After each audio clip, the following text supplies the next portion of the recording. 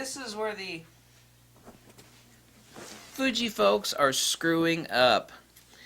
Fat tattooed boys got about 50 speedlights in the back room there, of various ages from Nikon, and some other people.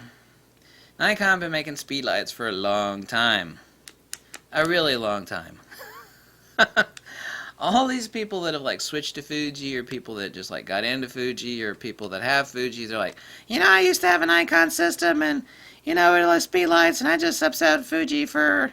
They say one of two things, and they're still saying it right now, and they need to stop it. They say one of two things. So one of two things are is that Fujifilm doesn't have a decent lighting system. It's like, yeah, they do. Or they say, the second one, and this is a new one, I've got a couple of them. Let's see, GFX, GFX, I said. The EFX 500, it's a Fujifilm Zoom speed light made by Metz. Full high-speed sync capability. TTL, obviously. Buying two of these, I do have two of these, by the way. Buying two of these for the average shooter and using them in optical mode, the fact they don't have radio, no big deal. That's an issue. But yeah, you don't get that with Nikon either. Do you know how much the Nikon speedlight is? This is what people are bitching about. This speedlight's too expensive. Really, it's $450. Do you know how much Nikon's deluxe speedlight is? It's $600. $150 more than this. What are you complaining about? I didn't think Fuji people, Fuji shooters would be whining so much. Fuji, in a very short fashion, combined with Nissan, and Nissan is my favorite of the two. People are like, well, the Nissan unit doesn't have high-speed sync capability yet. So what?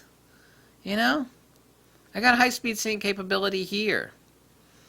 The Nissan i60, I don't need high-speed sync capability. I have the i40A, which is now TTL compatible and usable with the Fuji X-T2.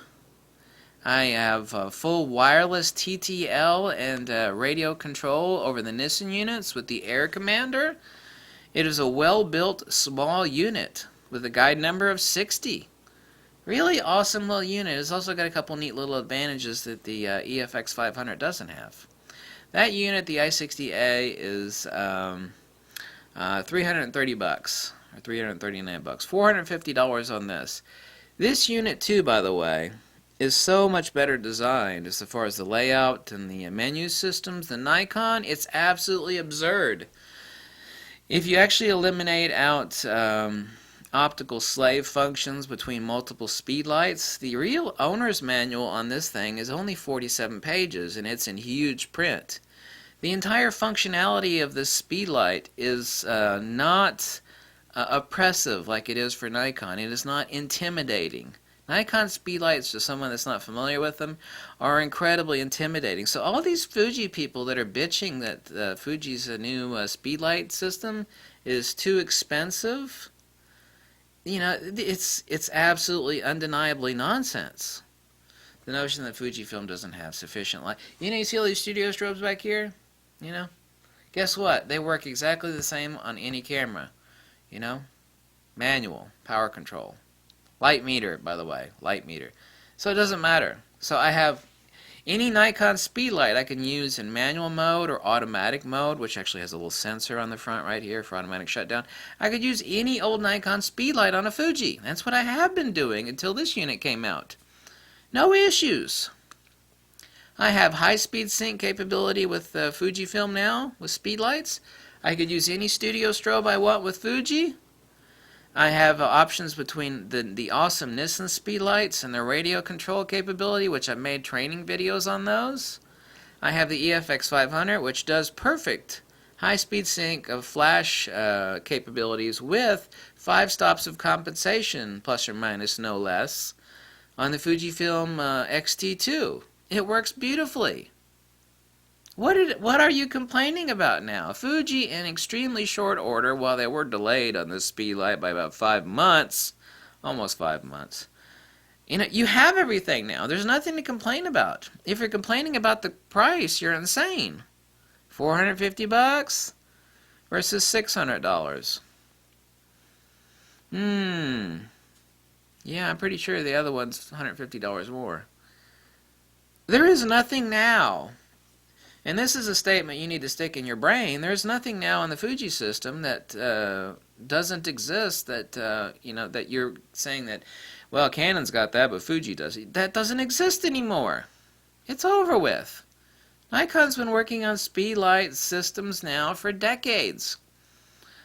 Fuji's basically conquered it overnight. These units work flawlessly on the XT2 and the XT1. If you do the firmware upgrade, of course. Current firmware upgrade on the XT1 for compatibility with the new EFX 500. So what's the issue? There isn't an issue anymore. Drop it. It's over with. I still keep fielding those comments, and I keep seeing those comments everywhere on these photography forums, and it's absolute absurdity. Get you some lighting for your Fuji, because lighting is everything. There's nothing you can't do with your Fuji that you can't do with a Nikon or a Canon. All that crap, that chatter needs to shut the hell up. It just does. It needs to shut up. It's not valid anymore. Happy New Year. I can't wait for the X100F to come out because I'll be the first person to get my greedy little hands on it now.